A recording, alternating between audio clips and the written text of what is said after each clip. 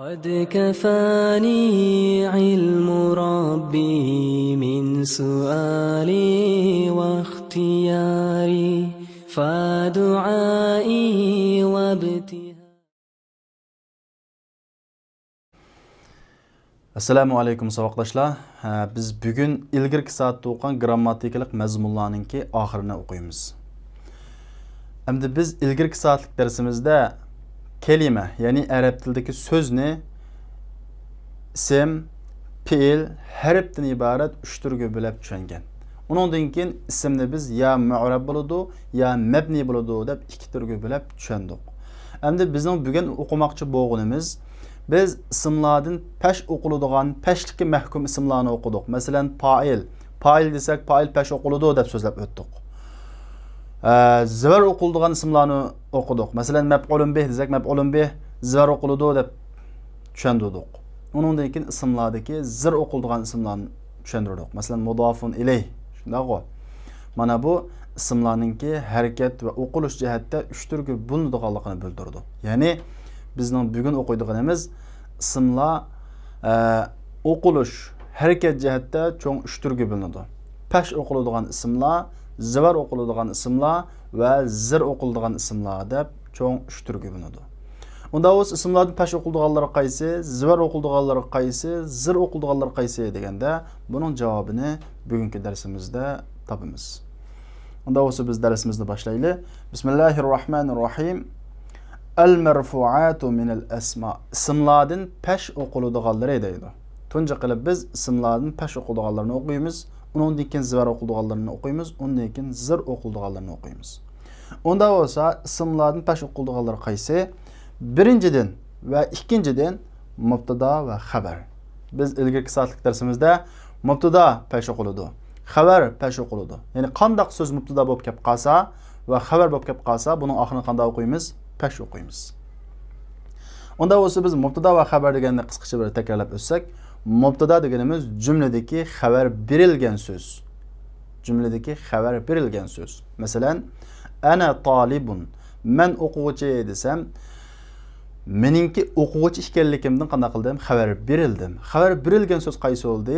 Ana, men degan so'z bo'ldi. Xabar degan nima desa, xabar deganimiz xabar onun bilan xabar berilgan so'z, ya'ni xabar uning bilan to'liq bo'lgan so'z. Masalan, ana talibun desam, anadan xabar berdik, shundaqo. Ammo qaysi so'z bilan xabar berdik? Talibun degan so'z bilan xabar berdik. Demak, ya'ni jumlaningki mazmuni, xabari to'liqlanadigan so'zni biz nima deymiz? Xabar deb ataymiz. Masalan, Allohu akbar desak, Alloh buyukdir. Biz Allohning buyukligidan xabar berdik. Demak, xabar berilgan so'z nima bo'ldi? Allah mubtada bo'ldi. Qaysi so'z bilan xabar berdik? Akbar degan so'z bilan xabar berdik. Demak, bu jumlaningki xabar qismini to'liqlab kelganlik uchun nima bo'ldi? Xabar bo'ldi. Alloh buyukdir. Alloh mubtada, akbar xabar.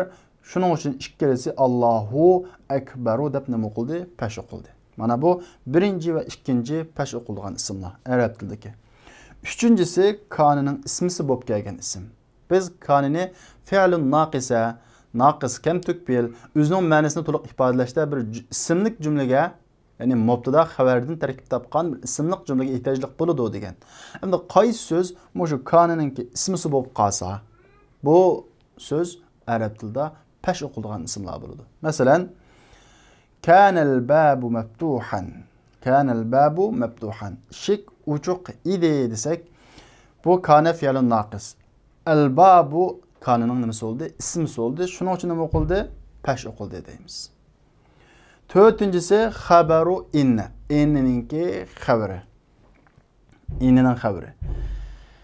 Biz innini harf mushabbihatun bil fi'li. Ya'ni fe'lga o'xshab ketadigan harf deb tushuntirgan. Bu jumlaning mazmunini qanday qilish uchun keladi? Kuchaytirish uchun keladi. Endi bu inniga xabar bo'lib kelgan so'z arab tilida pesh o'qiladi. Masalan, innalloha g'afurun. Allah mag'firat qiluvchi desak, inna harfi tavkid deb atsanglarmi bo'ladi yoki harf mushabbihatun bil fi'li, ya'ni fe'lga o'xshab ketadigan harf deb tushunsanlarmi bo'ladi.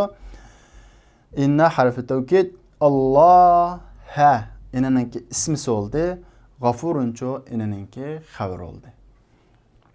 Endi bu ikki nuqtada tushuntiradigan bir masala. İkkilisi kana olsun, inni olsun bir asli mubtada xabarlik jumlaning beshiga keladi. Masalan, kanal babu maftuhan, kana kirishdan ilgari al babu maftuhun. Kana kirishdan ilgari al babu mubtada maftuhun chu xabar. Mana shunda ilgari mubtada xabarlik jumlaning beshiga kelib, undan keyin bu mubtadani o'zining nimasi qiladi, ismisi qiladi. Inni shuning o'xshash. Allahu g'afurun. Asli Allah mubtada, g'afurun xabar bo'ladi. Inni kirgandan keyin Allah inning ismisi, kana inning xabari bo'ladi. Diqqat. Kananing ismisi pesh o'qiladi, inniningki xabari pesh o'qiladi. Bu ikki nuqtani yaxshi tushunishinglar kerak.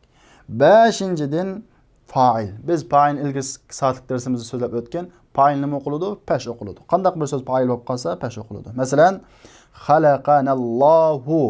Yarattı bizni Allah. Yarattı işarətinin qılğıçısı Allah, yani fa'il. Unda olsa fa'il Allahu da qanday qıldı? Peş oqıldı. 6-cisi naib fa'il. Bu bizga nisbatan bir yangi mazmun. Naib fa'il.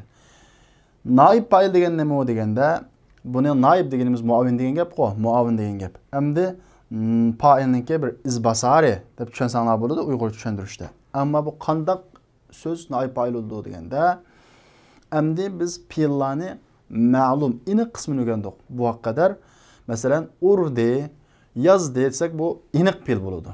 Endi fe'llarning iniqsiz shakli bo'ladi. Masalan urildi, yezildi deganga o'xshash.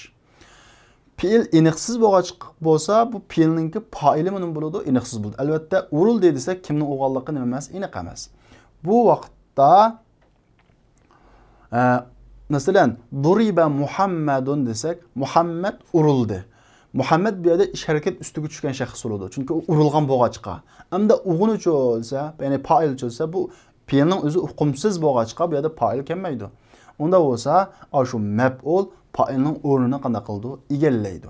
Ana shu aslidagi maf'ul, ya'ni ish harakat ustiga tushgan so'z naib fa'il bo'ladi. Fa'ilningki izbasari bo'ladi. Masalan, xuliqal insanu min tin. İnsan laydan yaratıldı. Bu cümlede xuliqa mechul, yani hukmsiz şekilde kelgan. Yaratıldı. Yarattı emas, yaratıldı. Kim yaratıldı? İnsan yaratıldı. Yaratış degan bu ish harakat insonning ustiga tushgan. Kim yaratgan? Bunu Allah yaratgan. Lekin bu cümlede kelmedi. Shunday o. Bu cümlede fe'l iniqsiz bo'lg'achqa bu fa'il yo'q deb qaraymiz. Unda bo'lsa, bu aslidagi maf'ul ish harakat ustiga tushgan so'z fa'illikning o'rnini qanday qiladi? Egallab, buningga naib fa'il degan hukmni beramiz. Buning tafsiloti darsimizninki aralaqada keladi. Biz buni o'z navbatida ham tafsil tushuntiramiz. Demak, naib fa'il nima qiladi? Pesh o'qiladi. Mana bu 6 qism arab tilidagi marfuat, pesh o'qiladigan ismlar. Endi biz arab tilidagi zivar o'qiladigan ismlarga kelsak, el-mansubat min el-asma. İsimlardan zivar o'qiladiganlari inning ismisi. Inning ismisi. Biz inning xabarini degan pesh o'qiladi degan. Endi inning ismisi zivar o'qiladi. Qarang, innalloha g'afurun. Allah mehribon desek, inna harf tavkid, Allah'a nimasi bo'ldi? Ismisi bo'ldi. Bu yerda inning ismisi bo'lganligi uchun Allohga zivar o'qildi deymiz. Xabaru kana, kananinki xabari. Kana'nın ismisi o'qiladi, pesh o'qiladi. Endi kana'ning xabari zivar o'qiladi. Kanat ta'amu lazizan. Tamaq mizilik idi desek, bu yerda ta'amu kana'nın ismisi, lazizan kana'nın xabari. Kana'nın xabari bo'lganligi uchun nima o'qildi? Zivar o'qildi. 3-cisi maf'ulun bih. Biz maf'ulun bihni tushuntirib qo'ygan ish harakat ustiga tushgan so'z. Shunday o. Fahimtu darsa desek, darsni tushundim. Tushunish degan ish harakat nimaning ustiga tushdi? Darsning ustiga tushdi. Unda bo'lsa bu nima bo'ldi? Maf'ulun bih. Maf'ulun bih nima qildi? Zivar o'qildi. Ad-darsa. 4-cisi maf'ulun fih. Maf'ulun fih degan nima deganda, maf'ulun fih deganimiz ish harakat tushgan o'rin yoki vaqt. Maf'ulun bih deganimiz ish harakat ustiga tushgan so'z o'zi. Endi ish harakat bir vaqtga yoki bir o'ringa tushgan bo'lsa, bu maf'ulun fih bo'ladi. Masalan, safara abi laylan. Dadam safar qildi kechida. Safar qilish degan bu ish harakat kechida yuz berdi. Unda bo'lsa laylanning bo'ldi maf'ulun bih bo'ldi. Maf'ulun bih nima o'qiladi? Zivar o'qiladi. Shunga laylan deb nima o'qildi? Zivar o'qildi. Jalasal mudarrisu indal mudir. O'qituvchi mudirining qishida o'ltirdi. Jalasa fi'il, al mudarrisu fa'il. Shunday-ku. Endi o'ltirish degan bu ish harakat nada yuz berdi? Mudirining qishida.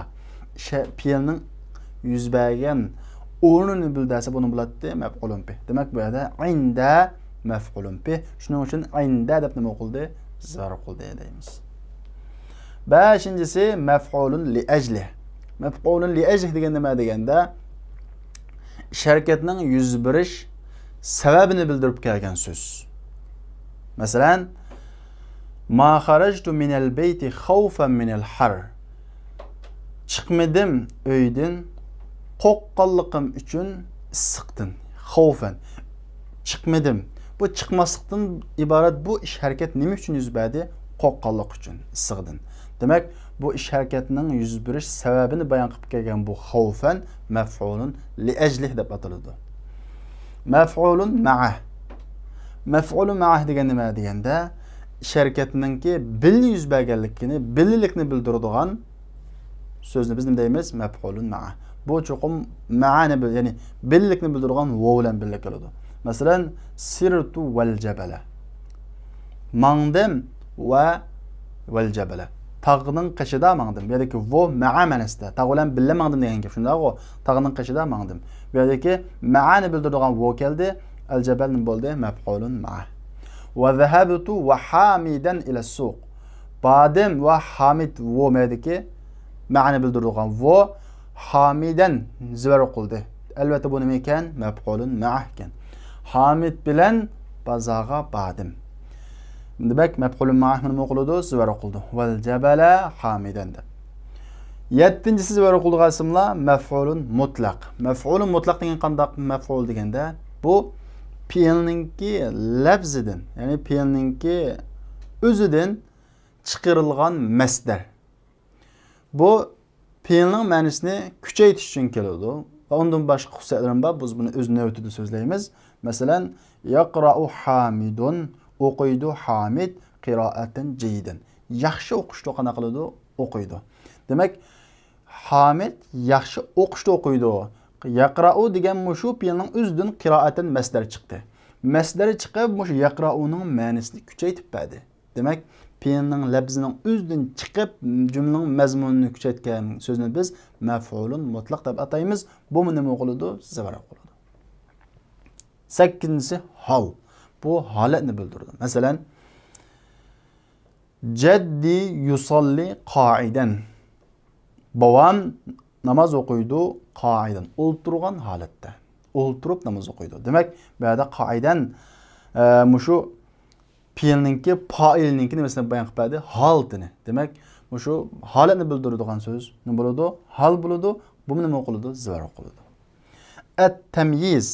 Tamyiz zivar o'qiladi. Tamyiz degan nima desa, bir uqumsizlikning keyindan kelib, ilgirki uqumsizlikni kutaygan so'zni biz nima deymiz?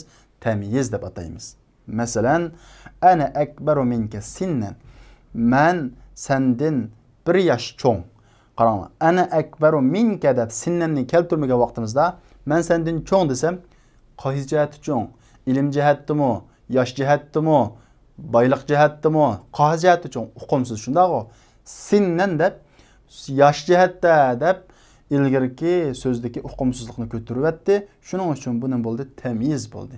Tamyiz nima o'qiladi? Zivar o'qiladi. 10-si mustasna. Mustasna qilib chiqarilgan so'z. Biz buni o'z navbatida tafsirga to'xtalamiz. Hadaratullohu kulluhum. Qaranglar. O'quvchilarning hammasi keldi. Endi bundan mustasna qilib bir so'zni chiqarib olamiz. Chiqarish uchun istisno qiladigan omilni kelamiz. O qaysi? Illa. Illa hamidan. Hamid qanday qilmadi? Kamidi. Hamiddan boshqa o'quvchilarning hammasi keldi. Hammasi keldi degan bu hukmdan hamidni qanday qildik? Chiqarib oldik. Demak, endi ilgirki bir hukmdan ma'lum bir shaxs, ma'lum bir so'zni chiqarib olgan bo'lsak, shu mustasna qilingan so'z arab tilida mustasna deb ataladi. Buni nima qiladi? Zivar qiladi. Buning boshqa hukmlarini, boshqa holatlarini biz o'z navbatida tafsirga to'xtalamiz. 11-si munada, chaqirılğıcı. Chaqirılğıcının qanday chaqirılğıcı degende murakkab chaqirılğıcı. Yalğız bir söz emas, ikki so'zdan tarakkib topgan chaqirılğıcı. Masalan, ya Abdullohdiki shu birinchi parchasini nima o'qiladi? Zvar o'qiladi. Ya Abdulloh. Cho'qim bu chaqirılğıcı birikkan, ya'ni mudofliq so'z bo'lishi kerak. Mana bu 11 hammasi al-mansubatu min al-asma. Ismlardan zvar o'qildiganlari. Endi biz ismlardan peş o'qildigan va zir o'qildiganlarini tushunib bo'ldik. Endi ismlardan zir o'qildiganlarini tushunamiz. Al-majrurat zir o'qildiganlari. Endi ismlardan zir o'qildiganlar nihoyat oz va oson. Masalan, mudofun ilayh zir o'qiladi. Ya'ni mudofun ilayh degan nima edi? Aniqlovchi. Biz al-Qur'anu kitabullohi dedik. Qur'on Allohning kitobi dedik. Bu yerda kitob desak hukmsiz shunday bir aniqlanmadi. Alloh deb Allohni qo'ysak, Allohning kitobi deb Alloh degan so'z kitobni qanday qildi? Aniqladi. Unda bo'lsa Alloh mudofun ilayh bo'ladi. Mana aniqlagan so'z mudofun ilayh zir o'qildi. Allohi deb. Shuning uchun nima qildi? Zir o'qildi. Ikkinchisi zir o'qildigan ismlar harfi jar kirgan ismlar. Bu nihoyat oson-ku. Al-masbuq bi harfi jar. Harfi jar ilgir bo'lgan, ilgir beshiga harfi jar kirgan ismlar. Masalan, at-tullabu fil fasl. O'quvchilar sinfda desak, fil al-fasl zir o'qildi, fi degan harfi jarning kirganligi uchun. Mana bu ismlardagi marfuat, mansubat, majruratdan iborat pesh, zvar va zir o'qildiganlari. Endi eskartishga tegishli bir so'z bor. Bir tur bor. O qaysi deganda arab tilida ma'lum ismlar bor. Bu o'zi mustaqil pesh, zvar, zir o'qilmaydi. Ammo beshidagi so'z, ya'ni agishib kelgan beshidagi so'zi pesh o'qilgan bo'lsa, shuningga agishib pesh o'qiladi. Zvar o'qilgan bo'lsa, uningga agishib zvar o'qiladi. Zir o'qilgan bo'lsa, uningga agishib zir o'qiladi. Ya'ni biz buni arab tilida tawabi degan ko'plik shakli agash kuch ismlar deb ataymiz. Bu arab tilidagi tawabi agash kuch ismlar qaysi deganda bu 4 qismga bo'linadi. Qarang, at-tawabi, tabi'lar. Tabi degan nima deganda at-tabi' huwa al-ismul musharik lima qablahu fi i'rabihi mutlaqan. Tabi o shiriklashuvchi ism o'zining ilgirisiga i'rabda mutlaq, ya'ni harakatda mutlaq o'zining ilgirisiga shiriklashadigan ism tabi bo'ladi. Ilgirisidan o'qilishi o'qiladigan. O 4 turda. Ya'ni o 4 turga bo'linadi. Va huwa ala arba'ati anwa'. Birinchisi na'at, sifat. Ya'ni sifatlanguchi. Nima o'qilishi o'qiladi? Biz buni ilgirki so'z darslarimizda so'zlagan. Ya'ni sifatlanguchi pashosi pash bo'ladi, harakatdagi ishidi deb so'zlagan. Ikkinchisi tavkid. Ta'kidlab kelgan so'zmuchu qanday qiladi? Ta'kidlanguchiga agishib o'qiladi.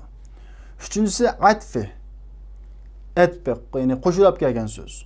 To'rtinchisi badal. Endi biz buni tafsil tushunsak, va ilaykal amthila deydi. Endi siz to'yandagi misollarni ko'ring deydi. Birinchisi na'ti, sifat. Bu sizlarga tushunishlik. Biz buni nihoyat ko'p to'xtalib o'tib ketdik. Masalan, na'ti al-marfu' pashlik holat kelib qolsa sifatlanguchi. Na'timu pash o'qiladi. Masalan, ahadara talibul jadidu, yangi o'quvchi keldimi deydi. Talibining pash o'qilish sababi fa'il bo'lganligi uchun pash o'qildi. Chunki yangi o'quvchi keldimi degan hadara degan fe'lning nima bo'ldi? Fa'ili bo'ldi. Endi jadiduning pash o'qilish sababi-chi desa, talibuga agishib pash o'ldi deymiz. Chunki bu sifat. Sifat degan nima bo'ladi? Tabi agash kuchi bo'ladi. Mavsufga agishadi. Mansub yatlubul mudiru talibal jadida. Mudir yangi o'quvchini talab qiladi desak, bu yerda taliba zvar o'qildi. Nima uchun? Talab qiladi mudir. Fe'l mudiru fa'il. Kimni? Yangi o'quvchini. Unda o'z talib nima bo'ldi? Maf'ulun bih. Shuning uchun zvar o'qildi deymiz. Al-jadida nima uchun zvar o'qildi unda bo'lsa desa, mushu maf'ulun bih agishib sifat bo'lganligi uchun, shu yangi o'quvchini qanday qildi? Sifatladi. Sifat bo'lganligi uchun bu zvar o'qilganlik, ya'ni mavsuf zvar o'qilganligi uchun sifatmo zvar o'qildi deymiz. Mecrur zirlik halti. Hada defteru talibil cedidi. Bu yeni okuvchining defteri. Qaranglar. O'quvchining defteri. Defteru mudaf, at-talibi mudafun ilayh. Mudafun ilayh mecruratning qatorida bo'lganda shunaqa zir o'qildigan. Talib mudafun ilayh bo'lganligi uchun zir o'qildi deymiz. Unda jadid degan bu sifat nima uchun zir o'qildi desa, mavsufga ergishib. Sifat degan tabi bo'ladi, ya'ni mavsufga tabi ergishadi deymiz. Mana bu na'tininki sifatning misollari. Ikkinchisi tavkid. Tavkid degan nima desa, ta'kidlash uchun kelgan so'z. Masalan, al-marfu' pashk holatda hadarat tullabu. O'quvchilar keldi desakmi, asli jumla to'liq bo'ladi, shundaqo. Ammo o'quvchining hammasini kelganligini bir ta'kidlamoqchi bo'lsak, kulluhum degan bir ta'kidlash uchun akalamiz kulluhumni. O'quvchilarning hammasi keldi deb ta'kidladik. Unda bo'lsa hadara fi'il at-tullabu fa'il. At-tullabning pashk qilish sababi fa'il bo'lganligi uchun deymiz. Ammo kullu nima uchun pashk qilmaydi kullu desa, kullu tullabga qanday qilib ergishib ta'kidlab kelganlik uchun bu ta'kidlanguchiga ergishadi deymiz. Qala li hadha al-mudir nafsuhu. Dedi menga bu mudir desak asl jumla to'liq bo'ladi.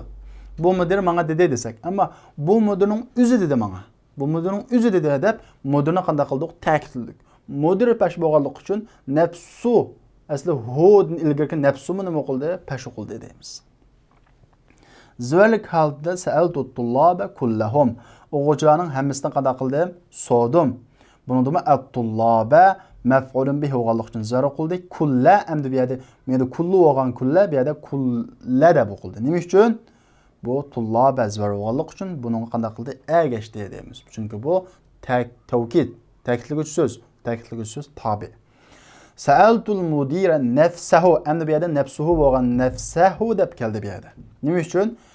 Mudirning o'zidan so'radim. Ya'ni mudirning o'zini so'radim deb mudira maf'ulun bihi bo'lganlik uchun zar o'qildi. Nafsa maf'ulun bihiningki ta'kidlovchi bo'lganlik uchun zar o'qildi deymiz. Majrur zir qismi sallamtu ala tullabi kullihim. Qaranglar, at-tullabi ta'kidlanguchi so'z zir bo'ladi ala bilan. Kulli, bu kulli deb qanday o'qildi? Zir o'qildi. Sallamtu ala al-mudiri nafsihi. Mudirning o'ziga salom qildim desak, alal mudiri ala bilan harfi jar bilan zir bo'ldi. Nafsi mucho mudiriga ergishib zir bo'ldi deymiz. Mana bu tavkidning misollari. Endi atfi qaranglar, atfi. Atfi deganimiz to'ndagi misoldan ham yaxshi tushunalaysizlar. Masalan, pashk holatida xaraja Hamidun va sadiquhu. Chiqdi Hamid va uning do'sti. Hamid chiqdi. Atfidan bog'lab keltirish. Ammo Hamidning chiqishiga uning do'stini qanday qildik? Va bilan bog'ladik. Demak, ilgirki so'zga ergishib kelgan so'z deb tushunsangiz bo'ladi. Biz buni tafsiliy to'xtalamiz. Qaranglar, xaraja Hamidun. Hamid chiqdi. Xaraja fi'il, Hamid fa'ili. Va sadiquhu. Sadiqu nima uchun pashq qilib berdi desa, Hamid qanday qilinganligi uchun qilib ergashtirilganligi uchun, mushu chiqishga hukmni qanday qilganligimiz uchun ergashtirilganligimiz uchun Hamid qanday qilinadi? Qilinib tabi bo'ladi deymiz. Mansub zvar qilgan holatida talabal mudiru Hamidan va sadiqahu. Mudir talab qildi Hamidni va uning do'stini dedik. Talaba fi'il, al-mudiru fa'il, Hamidan maf'ulun bih. Shuning uchun zvar qildi. Sadiqahu deb qopni uchun bu yerda zvar qildi desak, chunki bu Hamidga atf qilindi. Hamid nima chaqirdi? Sadiq nima qanday qildi? Chaqirdi. Uning do'stini nima chaqirdi desak, cho'qim bu atfi ma'tuf, ya'ni atf qilinganga ergashadi. Zirlik holatida ayna kutubu Hamidin va sadiqihi. Hamidning kitoblari qayerda desak va uning do'stining kitoblari qayerda desak, kutubu mudaf Hamidin mudafun ilayhi bo'ldi. Sadiqining zir qilish sababi buma Hamid qanday qildi? Atf qilindi. Chunki yuqoriga chiqish, talab qilinish kitob degan hammasida maqsadi Hamid va Hamidningga ergashtirib uning do'stimi qanday qilingan, chiqqan, talab qilingan. Shunga bu atf qilingan deymiz buni, ergashtirilganda. Endi to'rtinchisi badal. Endi biz uchinchisini o'qib bo'ldik, to'rtinchisi badal. Badal degan nima desa, biz buni ilk azoq tunishtirib o'tgan. Badal deganimiz bu jumladagi hukmsizlikni ko'tarish uchun, ilgirki so'zning hukmsizlikni ko'tarish uchun keladi. Shuningdan badal elib biz texmi qanday qilamiz? ro'shanlashtiramiz. Masalan qaranglar. Pashlik holatida anajaha axuka Hashim, qarindishingiz Hashim imtihondan o'tdimi desak, bu yerdagi alif istifhom, najaha fi'li modi, axun bo'ldi, fa'il bo'ldi. Chunki qarindishingiz imtihondan o'tdimi degandan keyin bu najaha degan fe'lninki axun bo'ldi, fa'ili bo'ldi. Fa'ili axuk degan bu asmaul xamsida pashlikning alomati bilan bo'ladi, vovna, shunga vovlan keldi deymiz. Endi asli qaranglar. Qarindishingiz imtihondan o'tdimi desammi bo'ladi. Lekin bu jumlada uningki qarindishi Hashimmi qarindishi, Muhammadmi qarindishi, nurg'un qarindoshlari bor. Qarindishingiz imtihondan o'tdimi desam, qaysini degandek bir uqumsiz holatni shakllantiradi. Endi bu uqumsizni ko'tarish uchun axuka Hashim, qarindishingiz Hashim imtihondan qanday qildimi, o'tdimi deb Hashimni akilish orqali axukdan qanday qildik? Badal oldik. Axukdan badal elib Hashimni akaldik. Unda bo'lsa axuk mubaddal, badal elingan so'z bo'ldi, Hashimcho badal bo'ldi. Bu badal elingan so'zga badal qanday qiladi? Agishidi. Axuk pashlik o'rnida vovlan kelganlik uchun Hashimmi nima qiladi? Pashlik qiladi deymiz. Anajaha hada talibu. Bu o'quvchi imtihondan o'tdimi? Bu jumla qaraydigan bo'lsakmi, anajaha hada, chunki bu hada degan yaqinni ko'rsatadi shundaqo. Anajaha hada desak bo'ladi shundaqo. Ammo bu yerda o'quvchim bor, o'qituvchim bor shundaqo. Endi bunda holatda at-talibu deb hadadan badal elib, bu o'quvchi imtihondan o'tdimi deb hadani texim ochiqlashtirish uchun talibuna keldik. Demak, buni badal qildik deymiz. İmtihan o'tdimi najaha fi'l hada bu yerda pashlik o'rnida fa'il. Bu mabni fi ism shundaqo. Pashlik o'rnida o'zi lekin bu pashlik bo'lganlik uchun talibu, bu badalmi nima bo'ladi? Pash bo'ladi deymiz. Al-mansub zivar. Zivarlik o'rnida a'rifu akhaka Hashiman. Qarindishingiz Hashimni qanday qilaman? Tuniyman, bilaman desak, a'rifu bilaman, arifu fi'il ana, men degandagi fa'il bo'ldi. Akhakchu maf'ulun bih. Shuning uchun zivarlik o'rnida asmaul xams bo'lganlik uchun nima bilan keldi? Alif bilan keldi. Hashiman, qarindishingiz Hashimni deb Hashimni badal oldik akhakdan. Akhak zivarlik o'rnida bo'lg'achqa Hashiman nima bo'ldi? Zivar bo'ldi deymiz. A'rifu hada taliba. Bu o'quvchini tuniyman. A'rifu hada, qaranglar, buni tuniyman desak, hada maf'ulun bih bo'ldi. At-talibni hadadan badal elib keldik. Badal elingan bo'lg'achqa bu nima bo'ldi? Zivar bo'ldi deymiz. Al-majrur zirlik. Ayna ghurfatu akhika Hashiman? Qarindishingizning yotiqi qayerda desak bo'ladi shunda bo'ldi. Hashimin deb badal ab akhikdan akaldik. Akhik zirlik o'rnida bo'lg'achqa mudofun ilayh. Hashiminning bo'ldi, zir bo'ldi deymiz. Ayna ghurfatu hada talib? Bu o'quvchininki yotiqi qayerda? Endi bu yerda ikki dona misol berishning sababi bu yerda mayli mu'rab ism bo'lsin, mayli mabni ism bo'lsin, mabnilikninki garchi mabni bo'lsin-mu hada.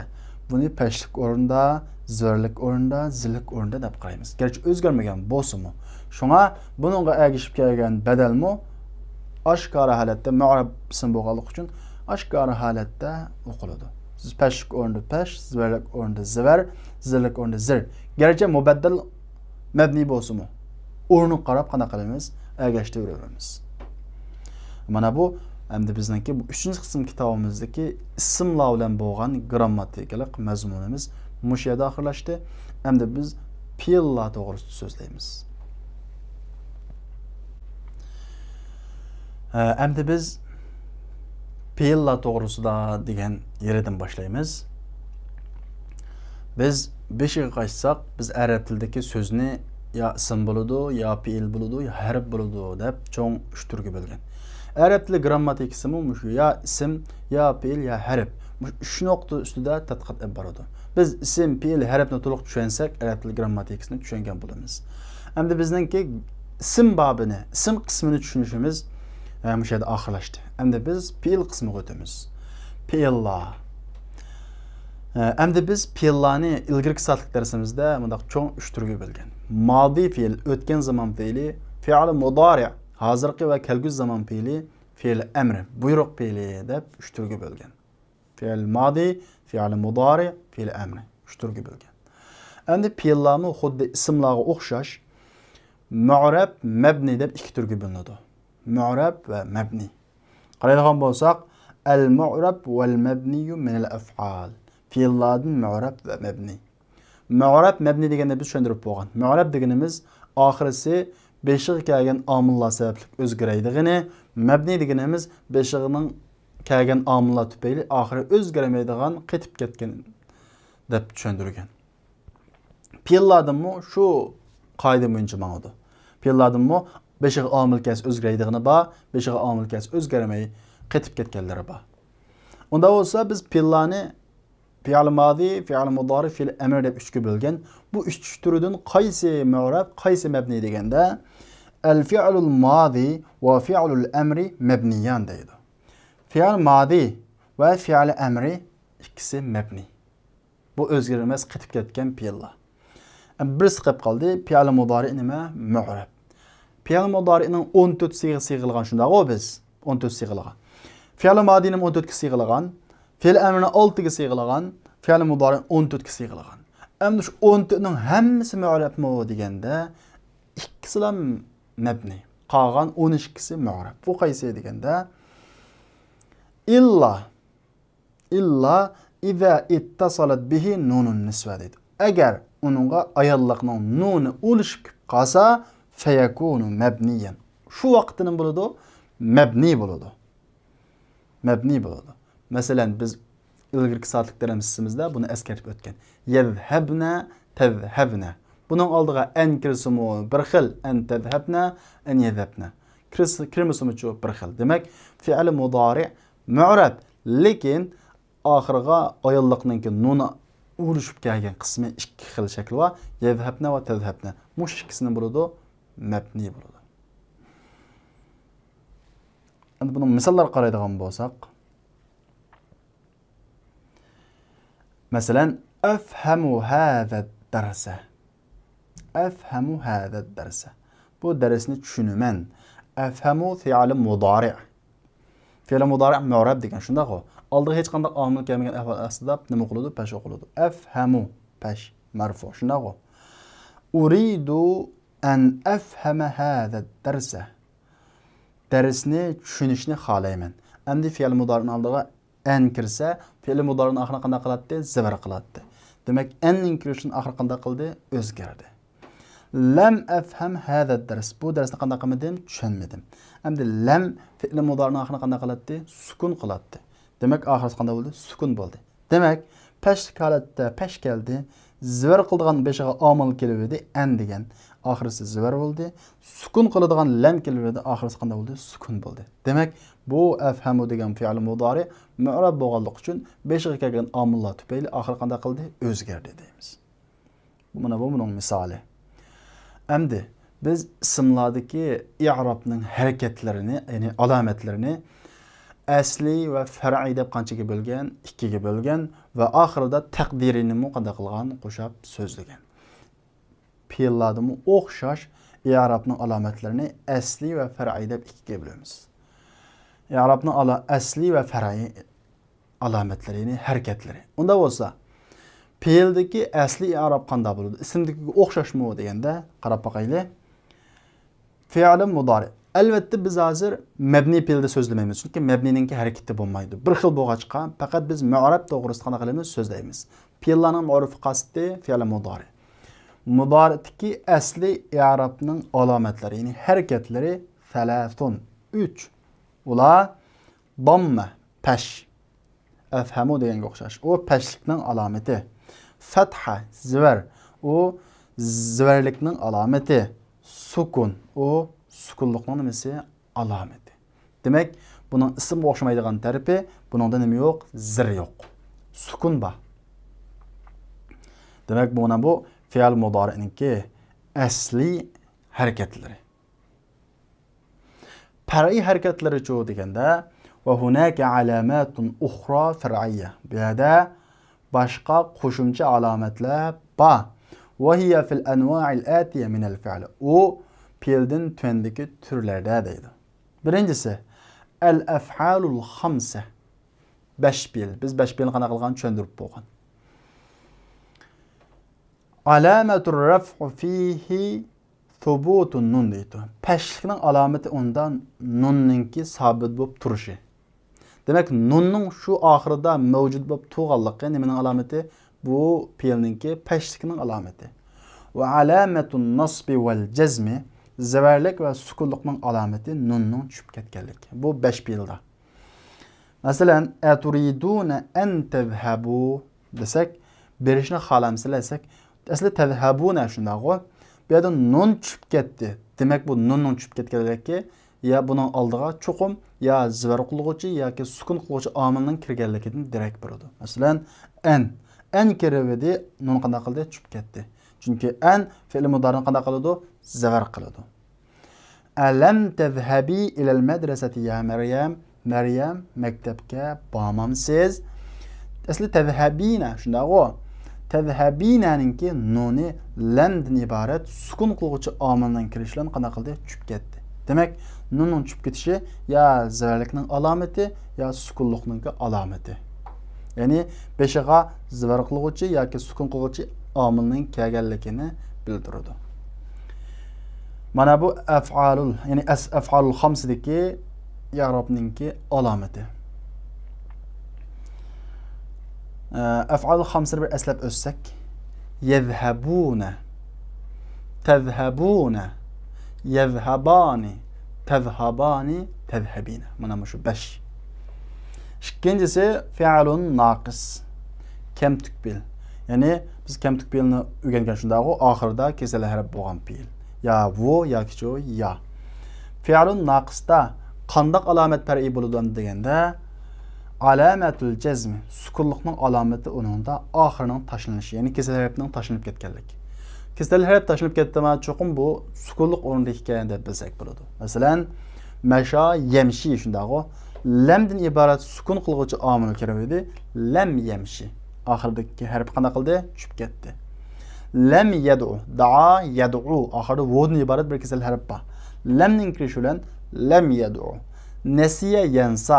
Oxirida alifdan iborat bir nima kesal harf bor. Lamning kirishi bilan lam yansa. Demek naqis fe'lda sukunlikning alomati oxirini qanday qilish bilan bo'ladi? Tashlash bilan bo'ladi. Endi mana bu fe'llardagi taqdiriy fe'llardagi far'iy alomatlar. Endi biz fe'llardagi taqdiriy i'robni qo'yamiz. Endi tuqaddaru taqdir qilinadi pashlik alomati naqis fe'lda. Naqis fe'lda sukunlikning alomati nima bilan bo'ladi? Oxirini tashlash bilan. Endi naqis fe'lda pashlikning alomati qanday qilinadi? Taqdir qilinadi. Asli fe'l mudori'ning oxirini nima qiladi? Yolg'iz kelgan vaqtda pash qo'ydi. Shunday-ku. Masha yemshi desak, yemshi fe'l mudori. Fe'l mudori'ning oxiri yolg'iz kelgan vaqtda pash qo'yish kerak. Yemshi, qani pash qo'ygani? Taqdiran deymiz. Yad'u, yansa. Hammasi asli pash qo'yishga tegishli bo'lgan fe'llar. Fe'l mudori yolg'iz oldiga hech qanday omil kelmagan ahvol ostida pash qo'yiladi. Bularning pash qo'yishi qani deganda, bularda pashlikning alomati, ya'ni harakati taqdir qilinadi deymiz. Nima uchun? Chunki bu fe'lun naqis. İkincisi zivarlik alomati ayni zivar o'qilgan naqis fe'lda. Ya'ni o'ttiridagi harfi nasiya yansadagi sin shunday-ku, zivar o'qilgan naqis fe'lda zivarlikning alomati taqdir qilinadi. Masalan, nasiya yansa. Endi yansa degan fe'l mudori'ga zivar qilguvchi omildan birisi kirsa, buningda zivarlik harakat qanday qilinadi? Taqdir qilinadi. Masalan, lan ansa. Lan asli nasiya yansa, ansa shunday-ku. Lan kirishdan ilgirmi ansa bu. Lan zivar qiladi fe'l mudori'ning oxirini. Lan kirsimi yine lan ansa. O'xshash. Qani bu lanning kirishidan oxirining zivar o'g'ini desa, bu taqdir qilinadi deymiz. Qaysisida ayni zivar o'qilgan fe'li naqisda. Ayni zivar o'qilgan deganimiz nasiya deganda fa'ala degandagi ayning barobaridagi, ya'ni o'ttirdagi sin harfi zivar o'qilgan. Nasiya yansa. Sin nima qildik? Zivar o'qildik. Üçüncüsü alamatul cezmi fil fi'lil mudaaf. Endi sukunluq alameti mudaaf fi'ilda. Yani mudaaf fi'lini biz o'qib bo'lgan-ku, ikki harf bir yerda o'xshash kelib, birikib ketgan, idg'am qilingan fe'llarda sukunlikning alomati taqdir qilinadi. Qaraydigan bo'lsak, lam, shundaqo ahujju, shundaqo endi lam kirishdan lam ahujja bo'ldi. Qani sukun qilingan desa, buningda qanday qilinadi? Taqdir qilinadi. Fa alamatu jazmihi, sukunlikning alomati sukunun muqaddara, taqdir qilingan sukun. Endi jazm bilan sukun ikkilisi, jazm degan sukunlik degan gap. Sukuncho shu sukun harakatini, shu yumaloq sukun harakatini ko'rsatadi.